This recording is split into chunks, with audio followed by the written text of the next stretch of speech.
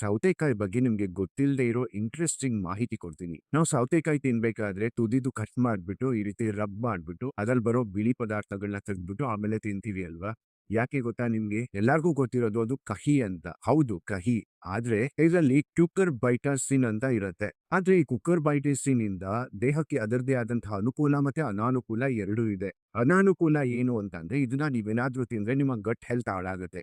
ತುಂಬಾ ಜನಕ್ಕೆ ಇರಿಟೇಷನ್ ಅಂತ ಅನ್ಸ್ಬೋದು, ಲೂಸ್ ಮೋಷನ್ ಆಗ್ಬೋದು, ಅಥವಾ ವಾಮಿಟ್ ಸೆನ್ಸೇಷನ್ ಬರ್ಬೋದು, ಅಥವಾ ಅಬ್ಡಾಮಿನಲ್ಲಿ ಪೇನ್ ಬರ್ಬೋದು. ಕೆಲವರಲ್ಲಿ ತಲೆನೋವು, ವರ್ಟಿಗೋ ಸಮಸ್ಯೆನೂ ಕೂಡ ಇದರಿಂದ ಕಾಣಿಸ್ಕೊಳ್ಳುತ್ತೆ. ಆದ್ರೆ ಕುಕ್ಕರ್ಬೈಟಸಿನ್ ಬಿ ಇಂದ ಆಗೋ ಅನುಕೂಲಗಳೇನು ಅಂದ್ರೆ ರಿಸರ್ಚ್ ಹೇಳೋ ಪ್ರಕಾರ ಲಿವರು, ಬ್ರೆಸ್ಟು, ಲಂಗು ಮತ್ತೆ ಪ್ರಾಸ್ಟೇಟ್ ಕ್ಯಾನ್ಸರ್ನ ಇದು ತಡೆಗಟ್ಟುತ್ತೆ. ಈ ಕ್ಯಾನ್ಸರ್ ಸೆಲ್ಗಳನ್ನ ನಾಶ ಮಾಡೋ ಕೆಪಾಸಿಟಿ ಅದಕ್ಕಿದೆ.